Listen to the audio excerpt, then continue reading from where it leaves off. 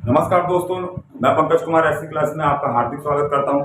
तो लीजिए हाजिर हैं आज फिर नया वीडियो लेकर। जैसे कि मैंने लास्ट वीडियो में आपसे बताया था कि मैं गौतम बुद्ध के यानी बौद्ध धर्म से रिलेटेड मैंने पिछले वीडियो में आपको उनके प्रारंभिक जीवन का परिचय बताया, ज्ञान की खोज के बारे में बताया। अब आज का जो वीडियो है वो उनके स्टैटिक पॉइंट्स पर बेस्ड है, यानी कि जो हम गौतम बुद्ध की उपलब्धियां या उनका पूरा परिचय के बारे में बात करेंगे। तो देर न करते हुए दोस्तों शुरू करते हैं बौद्ध धर्म यानी गौतम बुद्ध के बारे में। तो सबसे पहले बात कर लेते हैं दोस्तों गौतम बौद्ध धर्म की। तो बौद्ध धर्म की स्थापना जो है वो गौतम बुद्ध ने करी थी। किसने करी थी? गौतम बुद्ध ने। बौद्ध धर्म की स्थापना दोस्तों गौतम बुद्ध ने करी थी। लगभग कब? 563 से 566 बीसी में। बीसी मतलब ईसा पूर्व। क्या दोस्तों? ईसा पूर्व। तो बौद्ध धर्म की स्थापना 563 से 566 ईसा पूर्व हुई थी। और दूसरी बात करते हैं, ठीक पॉइंट वाइज बात करने की बात कर रहा हूं मैं, ठीक, जो कि आपके एग्जाम के हिसाब से बहुत महत्वपूर्ण है। तो सबसे पहला पॉइंट देखते हैं कि गौतम बुद्ध जो है, गौतम बुद्ध की स्थापना यानी कि बौद्ध धर्म की स्थापना यहाँ पर लिख लेते हैं हम लोग। गौतम बुद्ध ने स्थापना कब करी थी? इसकी स्थापना, ठीक। तो बौद्ध धर्म की स्थापना 563 से 566 बीसी में हुई और बौद्ध धर्म के संस्थापक हमारे गौतम बुद्ध थे, ठीक है ना। चलिए दूसरा पॉइंट की बात करेंगे कि गौतम बुद्ध का बेटा जो जन्म स्थान है यानी जन्म कहाँ हुआ। तो गौतम बुद्ध का जो जन्म है वो आज का जो नेपाल है, यानी हम लिख सकते हैं यहाँ पर नेपाल। नेपाल में लुम्बिनी नामक स्थान पर, लुम्बिनी, ठीक है ना। नेपाल में लुम्बिनी नामक स्थान पर गौतम बुद्ध का जो है वो जन्म हुआ है। गौतम बुद्ध के बारे में और बात कर लेते हैं। तो गौतम बुद्ध के दोस्तों जो पिता, ठीक, पिताजी का नाम क्या था? तो गौतम बुद्ध के पिता का नाम जो था वो राजा शुद्धोधन था। राजा शुद्धोधन, ठीक। अच्छा, राजा शुद्धोधन जो थे वो दोस्तों शाक्य वंश के, शाक्य वंश, जो कि मैंने लास्ट वीडियो में भी आपको बताया था, शाक्य वंश के जो कि मुखिया थे। और जन्म से यानी कि अगर इससे जात से बात करें तो राजा शुद्धोधन जो है वो क्षत्रिय घराने के थे, क्षत्रिय घराने से बिलोंग करते थे, ठीक है ना। इनका घराना क्या था? क्षत्रिय घराना था। कि इनकी माता का नाम माया देवी था, ठीक है ना। मायावती भी कहीं कहीं किताबों में लिखा होता है, ठीक है। तो गौतम बुद्ध की माता का नाम माया देवी था, ठीक। इनके गौतम बुद्ध के बचपन का नाम, क्योंकि गौतम बुद्ध का नाम गौतम बुद्ध तो बाद में पड़ा है, इनके बचपन का जो नाम था वो था सिद्धार्थ। गौतम बुद्ध को बचपन में सिद्धार्थ के नाम से हम लोग जानते थे, ठीक ठीक। उसके बाद गौतम बुद्ध की पत्नी का नाम, गौतम बुद्ध की पत्नी का नाम यशोधरा, यशोधरा था, ठीक। और गौतम बुद्ध के पुत्र का नाम, पुत्र का नाम राहुल था, राहुल था, ठीक है ना। अच्छा, और जैसे बात कर लेते हैं, गौतम बुद्ध को light of Asia, light of, light of Asia के नाम से भी जाना जाता है। लाइट ऑफ एशिया का प्रकाश यानी लाइट ऑफ एशिया के नाम से भी जाना जाता है। अच्छा, कुछ और नाम भी इनके। गौतम बुद्ध को तथागत, तथागत और शाक्य मुनि, क्या दोस्तों? तथागत और शाक्य मुनि भी कहा जाता है, ठीक है ना। तो ये कुछ बात हो गई। तो फिर से एक बार जो रिवाइज कर लेते हैं।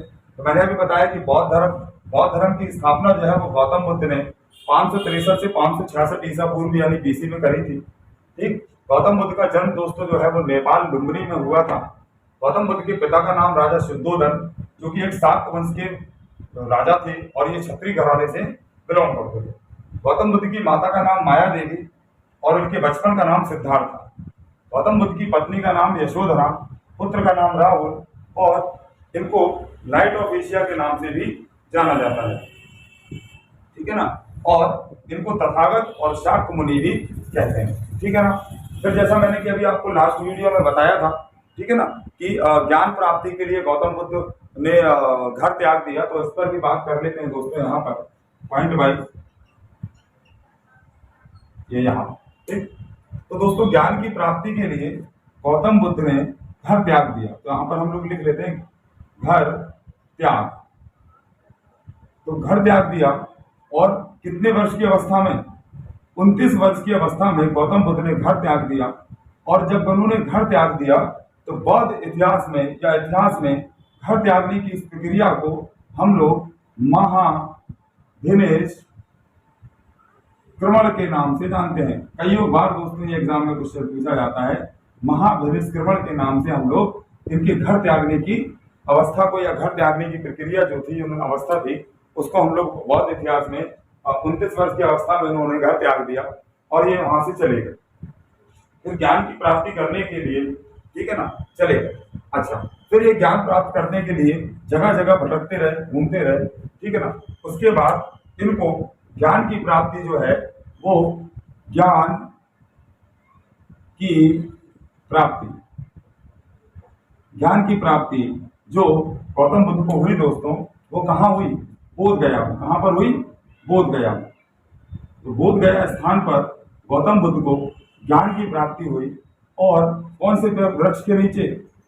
पीपल के वृक्ष के नीचे, वृक्ष के नीचे गौतम बुद्ध को ज्ञान की प्राप्ति हुई। लिख लेते हैं, नीचे गौतम बुद्ध को ज्ञान की प्राप्ति पीपल के वृक्ष के नीचे। और निरंजना, निरंजना जो आज का नाम है निरंजना नदी, और इसका प्राचीन नाम भी क्या था? फल्गु नदी। निरंजना नदी या फल्गु नदी के किनारे गौतम बुद्ध को दोस्तों जो है वो ज्ञान की प्राप्ति हुई। ठीक। अच्छा, जैसे घर त्यागने की प्रक्रिया को हम लोग किस नाम से जानते हैं दोस्तों? महाभिनिष्क्रमण के नाम से जानते हैं। इसी प्रकार जब गौतम बुद्ध को ज्ञान की प्राप्ति हुई, ज्ञान की प्राप्ति हुई, तो इस ज्ञान की प्राप्ति को हम लोग संबोधि के नाम से जानते हैं। किसके नाम से? यानी जो बौद्ध इतिहास में आप पढ़ेंगे, ठीक है ना, तो संबोधि का अर्थ होता है ज्ञान की प्राप्ति करना, ज्ञान की प्राप्ति करना। ठीक। तो जब गौतम बुद्ध को ज्ञान की प्राप्ति हुई तो हम लोग उसे क्या कहेंगे? गौतम बुद्ध को क्या हो गई? संबोधि हो गई। क्या हो गई दोस्तों? संबोधि हो गई। वही ज्ञान की प्राप्ति कि ये जो सांसारिक और जो नासरायिक मतलब जो कष्ट है और दुख है, इन सब से कि भाई निकलने का, सांसारिक दुखों से निवारण करने का क्या जो है, वही ज्ञान की प्राप्ति गौतम बुद्ध को हो गई। उनको समझ में आ गया कि हमको क्या करना है। ठीक है ना। चलिए आगे चलते हैं। तो गौतम बुद्ध को ज्ञान की प्राप्ति हो गई दोस्तों।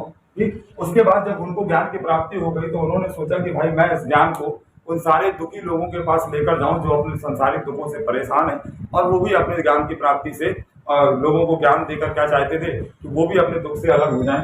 ठीक है ना। तो उसके बाद इन्होंने ज्ञान देना चालू किया। ठीक है। तो गौतम बुद्ध ने सबसे पहला उपदेश, सर्वप्रथम उपदेश, तो गौतम बुद्ध ने सबसे पहला उपदेश या सर्वप्रथम उपदेश जो है वो कहाँ पर दिया दोस्तों? सारनाथ में। कहाँ पर दिया? सारनाथ में गौतम बुद्ध ने सबसे पहला उपदेश अपना दिया। ठीक है ना। अच्छा, उसके बाद बात करते हैं, गौतम बुद्ध ने सबसे पहला उपदेश सारनाथ में दिया, और सर्वाधिक उपदेश, सर्वाधिक जो उपदेश दिए उन्होंने कहाँ पर? सर्वाधिक उपदेश जो है गौतम बुद्ध ने ठीक किस जगह पर दिए दोस्तों? श्रावस्ती में। कहाँ पर? श्रावस्ती में जो है गौतम बुद्ध ने सर्वाधिक उपदेश जो है वो श्रावस्ती में दिए। ठीक है ना। तो एक बार जरा फिर से रिवाइजन कर लेते हैं। तो 29 वर्ष की अवस्था में दोस्तों गौतम बुद्ध ने क्या कर दिया? अपना घर त्याग दिया। ठीक है। घर त्यागने के बाद घर त्यागने की यह अवस्था जो है वो क्या कहलाती है? महाभिनिष्क्रमण कहलाती है। और उसके बाद उनको ज्ञान की प्राप्ति हुई बोध गया नामक स्थान पर। ठीक, बोध गया, यहाँ पर लिख लेते हैं स्थान, और बोध गया स्थान पर उनको प्राप्ति हुई। पीपल के वृक्ष के नीचे उनको ज्ञान मिला, और निरंजना नदी के किनारे यानी फल्गु नदी के किनारे उनको ज्ञान प्राप्त हुआ। अच्छा, ज्ञान की प्राप्ति क्या कहलाती है दोस्तों? संबोधि कहलाती है। संबोधि अर्थात ज्ञान की प्राप्ति। और सर्वप्रथम जो है उपदेश जो दिया उन्होंने सारनाथ में दिया। अच्छा, यहीं पर आप लिख सकते हैं जो गौतम बुद्ध ने जो सर्वप्रथम उपदेश दिया, ठीक, इसको बौद्ध इतिहास में, किसमें? इतिहास में, इतिहास के शब्दों में, किसमें? इतिहास के शब्दों में हम लोग किस नाम से जानते हैं? इसको हम लोग जानते हैं धर्म चक्र प्रवर्तन। किस शब्द से? धर्म चक्र प्रवर्तन। धर्म चक्र प्रवर्तन के नाम से हम लोग किसको जानते हैं दोस्तों? ठीक है। मतलब गौतम बुद्ध के पहले उपदेश को, किसको? पहले उपदेश को हम लोग धर्म चक्र प्रवर्तन के नाम से दोस्तों जानते हैं। और ज्ञान देने के साथ साथ फिर उन्होंने अलग अलग जगह पर ज्ञान देना शुरू किया। अपने उपदेश प्राप्त देने लगे। और सर्वाधिक उपदेश जो है वो गौतम बुद्ध ने कहाँ पर दिए? कहाँ पर दिए दोस्तों? और श्रावस्ती में दिए। ठीक है ना। अच्छा, फिर आगे चलिए। गौतम बुद्ध ने अपने उपदेशों में 10 शील सिद्धांतों का वर्णन किया। किसका? 10 शील सिद्धांत जो है गौतम बुद्ध ने दिए। ठीक है। गौतम बुद्ध ने 10 शील सिद्धांत दिए। ठीक। अच्छा, आगे चलते हैं। गौतम बुद्ध ने 10 शील सिद्धांत दिए। और बौद्ध धर्म से संबंधित 3 पिटक, ठीक, त्रिपिटक, कितने, त्रिपिटक, त्रिपिटक, त्रिपिटक दिए, ठीक, जो काफी बार एग्जाम में पूछे जाते हैं, ठीक। तो त्रिपिटक की बात कर लेते हैं। त्रिपिटक के उनके नाम क्या थे दोस्तों? एक त्रिपिटक था जो हमारा पहला सुत्त पिटक, सुत्त पिटक, ठीक। अच्छा, सुत्त पिटक। दूसरा देखेंगे कि अभिनदम पिटक, अभिनदम, अभिनदम पिटक, अभिनदम पिटक। और तीसरा कौन सा दोस्तों? विनय पिटक, विनय पिटक। तो ये कई तरीके से आपसे एग्जाम में क्वेश्चन पूछा जाएगा कि त्रिपिटक का संबंध कौन से धर्म से है। तो क्लास में बहुत गर्मी हो रही है दोस्तों, ठीक है ना, चलिए ध्यान से देखिएगा। तो त्रिपिटक का संबंध जो है, सुप्त पिटक, मतलब त्रिपिटक अगर आपसे पूछ लिया जाए तो बौद्ध धर्म से संबंधित त्रिपिटक थे, सुप्त पिटक, अभिनदम पिटक और विनय पिटक, ठीक है। क्योंकि दोस्तों मेरे पास बोर्ड इतना बड़ा ही है और कोई डिजिटल बोर्ड तो है नहीं, तो मैं आप लोगों से चाहूंगा कि आप लोग इसका एक स्क्रीनशॉट ले लीजिए, फिर उसके बाद मैं आगे का बात जो है आपसे करता हूँ, ठीक है ना। तो इसके बाद कंटिन्यू करेंगे। चलिए देखते हैं इसके बाद। बहुत मार्ग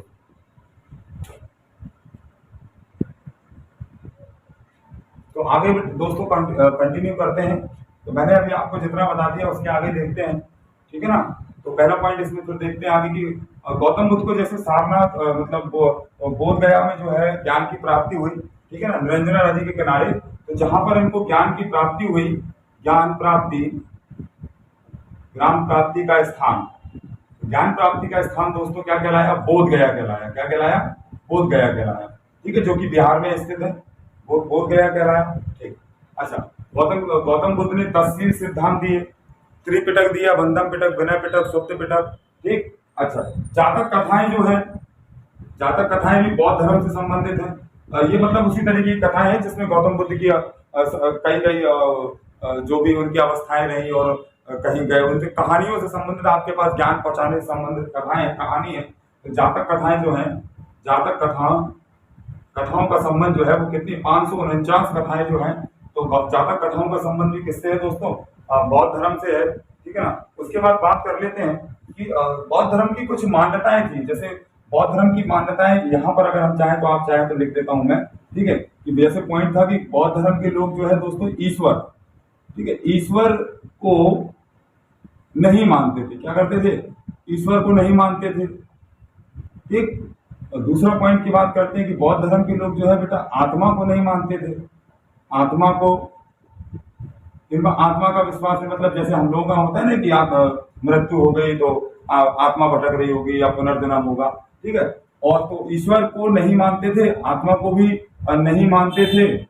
ये बौद्ध धर्म की कुछ पार्टी थी। मतलब जो बौद्ध धर्म मानता है वो ईश्वर को नहीं मानता, यानी कि मूर्ति पूजा वगैरह नहीं करते और आत्मा को भी नहीं मानते।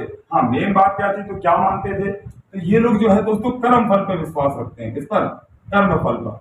कर्म फल और पुनर्जन्म पर भी ये लोग क्या करते थे कि मतलब मानना था कि आदमी जैसे कर्म करेगा उसी हिसाब से उसका पुनर्जन्म होगा। तो कर्म फल और पुनर्जन्म में इनकी आस्था थी, ठीक है ना। चलिए उसके बाद आगे बात करते हैं बौद्ध धर्म की। तो दोस्तों जो आज हम लोग धार्मिक जुलूस निकालते हैं, क्या निकालते हैं? धार्मिक। तो धार्मिक जुलूस, धार्मिक जुलूस, ठीक है, की जो प्रथा है, धार्मिक जुलूस निकालने की प्रथा है, उसका प्रारंभ किसने किया? तो यहाँ पर लिखने, अगर लिख देता हूँ प्रारंभ। तो जो आज हम लोग धार्मिक जुलूस जैसे यात्रा वगैरह निकालते हैं, ठीक है ना, तो जो धार्मिक जुलूस निकालने की जो प्रथा प्रथा प्रारंभ करी गई, वो बौद्ध धर्म के लोगों के द्वारा धार्मिक जुलूस निकालने की प्रथा प्रारंभ करी गई, ठीक है ना। आगे की बात कर लेते हैं दोस्तों हम लोग, ठीक है ना। उसके बाद बात करते हैं कि धार्मिक जुलूस निकालने की प्रथा जो थी बौद्ध धर्म के लोगों ने करी। अच्छा, तो उसके बाद जो बौद्ध धर्म के जो 3 जो मतलब अगर आप बात करेंगे तो क्या कहते हैं त्रिरत्न, जैसे हम लोग कहते हैं त्रिरत्न, मतलब फेमस जो उसमें जो मतलब कैसे हम कहेंगे कि हम बौद्ध धर्म को बिलोंग करते हैं।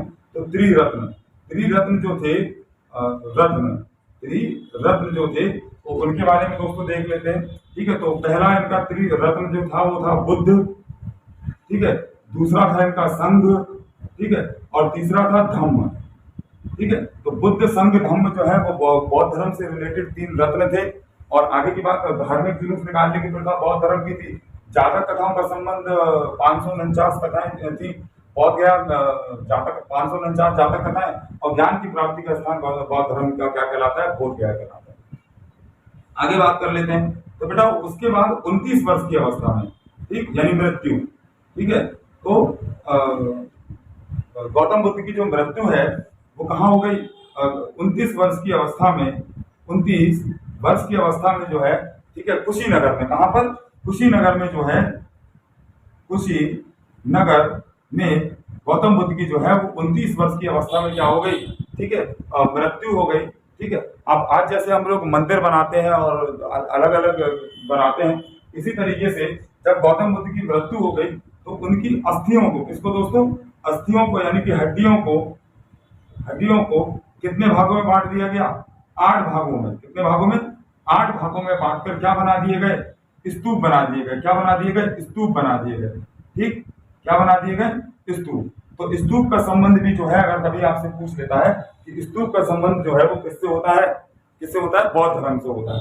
तो कुछ इस तरीके का दोस्तों स्तूप बनाते हैं ये लोग, इस तरीके से, इस तरीके से। और ये ऊपर का जो दोस्तों इसका जो गोल अर्धचंद्राकार जो भाग होता है, इसको दोस्तों कहा जाता है हर्निका। क्या कहा जाता है? हर्निका। तो मैं क्या यहाँ पर कहीं लिख देता हूँ? हर्निका। कई बार ये प्रश्न पूछा गया है कि स्तूप का ऊपरी अर्धचंद्राकार का भाग जो है वो क्या कहलाता है? तो हर्निका कहलाता है। ठीक है ना। और अस्थियों को 8 भागों में बांटकर अलग अलग जगह पर स्तूपों का निर्माण करा दिया गया।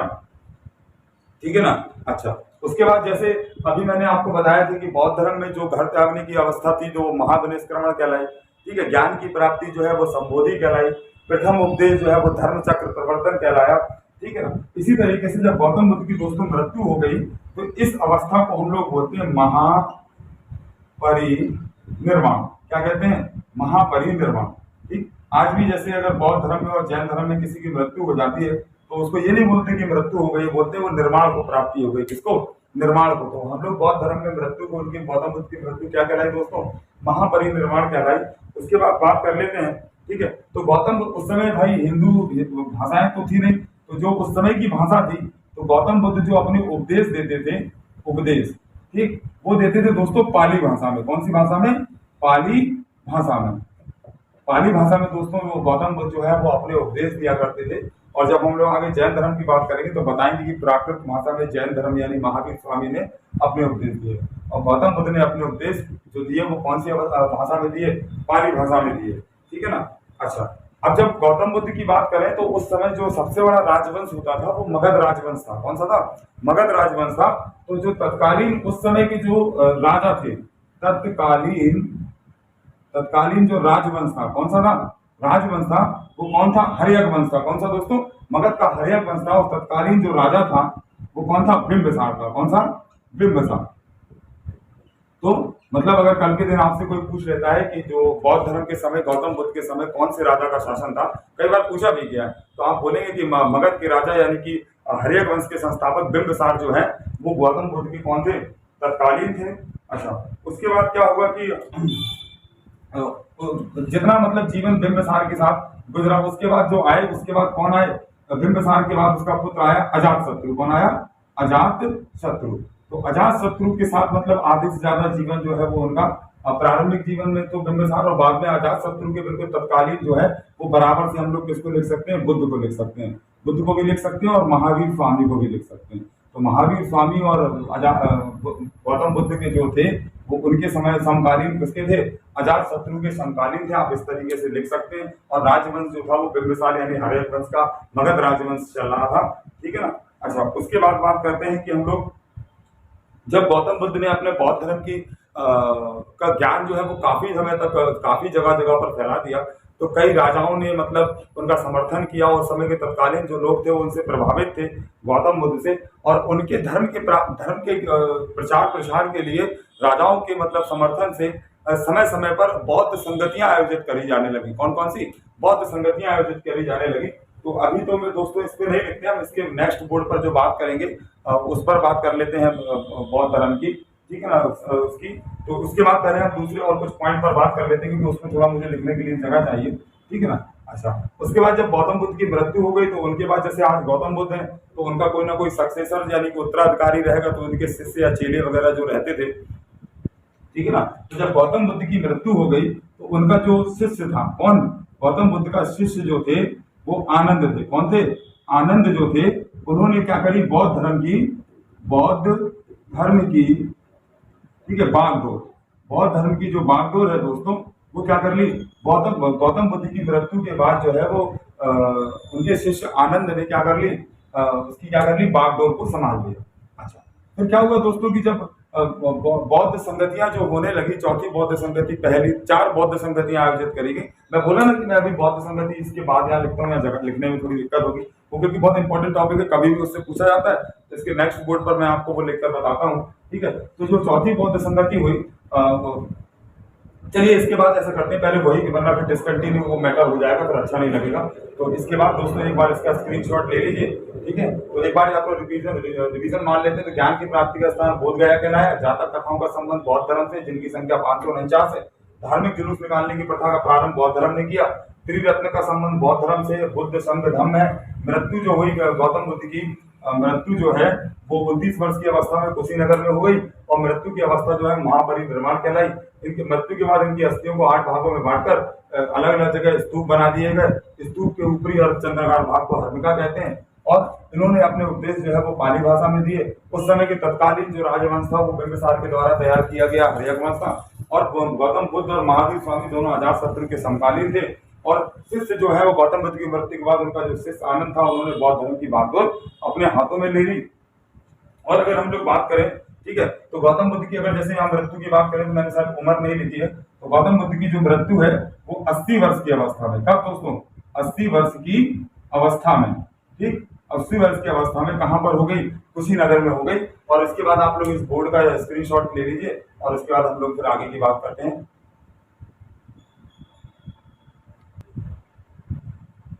तो दोस्तों चलिए अब हम लोग बात कर लेते हैं गौतम बुद्ध की। जो मैंने अभी बताया आपको कि उनकी मृत्यु के बाद धर्म के प्रचार के लिए कई राजाओं ने बौद्ध संगतियां, ठीक है, आयोजित करी। तो कुल मिलाकर जो 4, कितनी यहाँ पर लिख लेते हैं हम लोग, 4 बौद्ध संगतियां, 4 बौद्ध संगतियां आयोजित, 4 बौद्ध संगतियां आयोजित करी गई। और ये एग्जाम में बहुत डिटेल में पूछते हैं, तो इसके बारे में बात कर लेते हैं। तो सबसे पहले पहली की बात कर लेते हैं, प्रथम, ठीक। तो या फिर ऐसा लिख लेते हैं यहाँ पर, मतलब नंबर डाल लेते हैं, नंबर कौन से नंबर की है, और उसके बाद बात कर लेते हैं कि कहाँ पर हुई, ठीक। और उसके बाद बात कर लेते हैं कि उस समय अध्यक्ष कौन थे, और उस समय तत्कालीन जो है वो राजवंश या राजा कौन थे, ठीक, मतलब किसके शासन काल में, यहाँ लिख लेते हैं किसके शासन काल में, है ना, शासन काल, ठीक, किसके शासन काल में वो बौद्ध संगति आयोजित करी। तो सबसे पहले बात कर लेते हैं नंबर में, तो जैसे पहली बौद्ध संगति, तो पहली ये प्रथम लिख लेते हैं, तो प्रथम बौद्ध संगति जो है। फिर बात कर लेते हैं दोस्तों द्वितीय बौद्ध संगति की, ठीक। उसके बाद बात कर लेते हैं दोस्तों तृतीय बौद्ध संगति की, और उसके बाद बात कर लेते हैं चौथी बौद्ध संगति, ठीक है ना। तो पहली दोस्तों जो बौद्ध संगति जो है वो कहाँ पर हुई? राजगृह में हुई। कहाँ पर हुई? राजगृह में। पहली बौद्ध संगति जो है वो राजगृह में हुई, राजगृह में, ठीक। दूसरी बौद्ध संगति दोस्तों जो है वो हमारी हुई वैशाली में। कहाँ पर? वैशाली में, ठीक। और तीसरी बौद्ध संगति जो है वो पाटलिपुत्र में हुई, पाटलिपुत्र जो कि आज के नाम पटना हम जैसे जानते हैं, ठीक है। और चौथी बौद्ध संगति जो है वो कुंडलवन में। कहाँ पर? कुंडलवन। और इसको हम आज के जाने में क्या जानते हैं? कश्मीर के नाम से। किसके नाम से? कश्मीर के नाम से, ठीक है ना। तो पहली राजगृह, दूसरी वैशाली, तीसरी पाटलिपुत्र, और फिर चौथी कुंडलवन कश्मीर में हुई। और अब बात कर लेते हैं कि इसके अध्यक्ष कौन कौन रहे। तो पहली बौद्ध संगति के जो अध्यक्ष रहे दोस्तों वो रहे महाकश्यप। कौन रहे? महाकश्यप, ठीक। और दूसरी बौद्ध संगति के जो रहे वो सवाकामी रहे। कौन रहे? सवाकामी रहे। और तीसरी, तो पहली बौद्ध संगति आयोजित करी गई राजगृह में, दूसरी वैशाली में, तीसरी पाटलिपुत्र में, चौथी बुंदेलखंड में। और पहली बौद्ध संगति के अध्यक्ष जो महाकश्यप रहे, दूसरी के शवाकामी रहे, और तीसरी के बेटा जो रहे वो भोगलीपुत्र तिस्स भोगलीपुत्र तिस्स रहे। और चौथी बौद्ध संगति के जो अध्यक्ष रहे वो कौन रहे? वासुमित्र रहे। कौन रहे? वासुमित्र। ठीक। अच्छा, अब शासनकाल की बात कर लेते हैं। तो सबसे पहले जो बौद्ध संगति आयोजित करी गई वो करी गई दोस्तों किसके शासनकाल में? अजातशत्रु के। किसके? अजातशत्रु, जिसके समकालीन थे ये लोग, अजातशत्रु के। दूसरी फिर करी गई किसके? कनिष्क के शासनकाल में। किसके? कनिष्क के शासनकाल में। कालाशोक के। किसके? कालाशोक के शासनकाल में करी गई। ठीक। और तीसरी जो बात करी गई वो करी गई दोस्तों अशोक के। अशोक वर्धन, जो हमारे अशोक राजा, महान राजा अशोक थे, तीसरी। और चौथी जो करी गई वो हमारे करी गई कनिष्क के शासनकाल में। ठीक है, जिसमें उन्होंने शक संबंध वगैरह शुरू किया था। तो ये दोस्तों 4 बहुत इंपॉर्टेंट बात है, इनको आप अच्छे से याद रखेंगे। ठीक है, तो 4 बौद्ध संगतियां हुई। कितनी बौद्ध संगतियां हुई? 4 बौद्ध संगतियां हुई, पहली, दूसरी, तीसरी और चौथी। पहली बौद्ध संगति राजगृह में हुई, अध्यक्ष महाकश्यप और शासनकाल अजातशत्रु। द्वितीय जो हुई वैशाली में, अध्यक्ष शवाकामी और किसके शासनकाल में? कालाशोक के। तीसरी हुई पाटलिपुत्र में, अध्यक्ष भोगलीपुत्र तिस्स और राजा अशोक रहे। और चौथी जो हुई वो बुंदेलखंड कश्मीर में, अध्यक्ष वासुमित्र और राजा कौन रहे? कनिष्क रहे। ठीक है ना। अब इसके बाद बात कर लेते हैं दोस्तों कि चौथी बौद्ध संगति के बाद, किसके बाद? चौथी बौद्ध संगति के बाद ठीक, बौद्ध धर्म जो है कितने भागों में बढ़ गया? 2 भागों में बढ़ गया। कितने भागों में बढ़ गया? 2 भागों में बढ़ गया। ठीक। पहला भाग जो था वो क्या था? हीनयान और एक था महायान। कौन था? महायान। कई बार ये पूछा जाता है कि हीनयान और महायान का संबंध किससे है। तो चौथी बौद्ध संगति के बाद जो भी इसके हमारे जो इनके जो सक्सेसर थे, जो इनको फॉलो करते थे, उनमें थोड़ा बहुत डिस्प्यूट हो गया और बौद्ध धर्म को उन्होंने 2 भागों में बांट दिया, एक हीनयान और एक महायान में बांट दिया। ठीक है ना। उसके बाद बात करते हैं, अशोक जो हमारा अशोक था वो किसमें चला गया? महायान। अशोक जो है वो किसको फॉलो करते थे? अशोक जो राजा था वो महायान को फॉलो करता था। और उसके बाद बात कर लेते हैं हम लोग कुछ धर्म प्रतीकों की बात कर लेते हैं दोस्तों हम लोग यहाँ पर। ठीक है ना। तो कुछ धर्म प्रतीकों की अगर हम बात करें बौद्ध धर्म से रिलेटेड, तो यहाँ पर कुछ लिख लेते हैं। ठीक है ना। ये यहाँ पर कुछ जगह बना लेते हैं। ठीक। चलिए, तो जो बौद्ध धर्म से संबंधित प्रतीक चिन्हों की बात करी जाती है, प्रतीक चिन्हों की बात कर लेते हैं। तो जैसे कुछ प्रतीक चिन्हों की हम लोग बात कर लेते हैं दोस्तों यहाँ पर। जैसे जन्म का प्रतीक है, युवा अवस्था का प्रतीक है। किसका? जन्म का प्रतीक, युवा अवस्था का प्रतीक। ठीक। घर त्यागने का प्रतीक, घर त्यागने का प्रतीक। ठीक। ज्ञान प्राप्ति का प्रतीक, ज्ञान प्राप्ति। ठीक। ये एग्जाम में पूछा जाता है। तो मृत्यु का प्रतीक। ठीक है ना। इसका प्रतीक मृत्यु का प्रतीक। तो बात कर लेते हैं जैसे कि अगर जन्म हुआ है तो उसका जो हम लोग प्रतीक लेंगे तो किसका? कमल हो जाएगा। क्या हो जाएगा? कमल और हाथी। कमल जो हाथी है वो बौद्ध धर्म में किसको दर्शाता है? जन्म इसका वो। युवा का जो है वो घोड़ा से हो जाएगा। किससे हो जाएगा? घोड़ा जो है वो युवा अवस्था को दर्शाता है। ठीक है ना। और जैसे कि घर त्यागने का प्रतीक है, सॉरी ये थोड़ा सा गड़बड़ हो गया दोस्तों।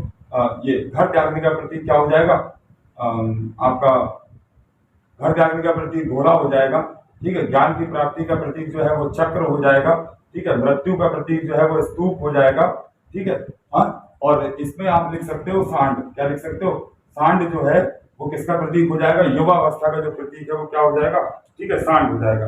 ठीक है ना। तो ये जैसे प्रतीकों की चिन्ह की बात करते हैं तो जन्म कमल और हाथी से संबंधित है, युवा अवस्था सांड से, घर त्यागने का प्रतीक घोड़ा हो जाएगा, ज्ञान प्राप्ति का चक्र हो जाएगा, मृत्यु का प्रतीक क्या हो जाएगा? स्तूप हो जाएगा। ठीक। और कुछ फैक्ट की बात कर लेते हैं दोस्तों हम लोग बौद्ध धर्म से संबंधित। तो बौद्ध धर्म की रामायण क्या कहते हैं? बौद्ध धर्म की रामायण के नाम से बौद्ध धर्म की रामायण जो है, ठीक, किसको कहते हैं हम लोग? बुद्ध चरित्रम को। किसको दोस्तों? किताब लिखी गई है बुद्ध चरित्रम।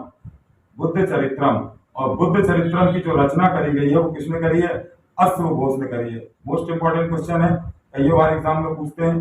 तो बुद्ध चरित्रम की जो रचना है वो किसने करी है, या बुद्ध चरित्रम किसके द्वारा लिखी गई है, अश्वघोष के द्वारा जो लिखी गई है, ठीक है ना। तो बौद्ध धर्म की रामायण के नाम से बुद्ध चरित्रम को जानते हैं, जिसकी रचना किसने करी है, अश्वघोष ने करी है, ठीक है ना। और ये सारी बातें मैंने आपको बौद्ध धर्म से रिलेटेड सारी बता दी है। आई होप कि आपको बौद्ध धर्म से रिलेटेड कोई भी अगर टॉपिक हो जो होगा तो वो आपको अब कोई भी मेरे हिसाब से कुछ छूटेगा नहीं, ठीक है। तो इस सारी बातों का आप स्क्रीनशॉट ले लीजिए, ठीक है। और अगर आपको बौद्ध धर्म से रिलेटेड कुछ और जानकारी या कुछ चाहिए तो सजेशन मुझे आप कमेंट बॉक्स में बता सकते हैं, ठीक है। और आई होप कि आपको मेरा वीडियो पसंद आया होगा। इसी तरीके से एंशिएंट हिस्ट्री के अगले पॉइंट पर हम लोग बात करेंगे अगले वीडियो में जैन धर्म से रिलेटेड, और आगे भी चलेंगे इस्लाम धर्म, ईसाई धर्म, इस तरीके से बात करेंगे सिख धर्म से रिलेटेड। तो आज का एक टॉपिक बौद्ध धर्म आपको कैसा लगा मुझे कमेंट में बताएं। मैं पंकज कुमार आपसे विदा लेता हूँ। ऐसी क्लास में आपका धन्यवाद। प्लीज मेरे चैनल को सब्सक्राइब करें, लाइक करें, और थैंक यू।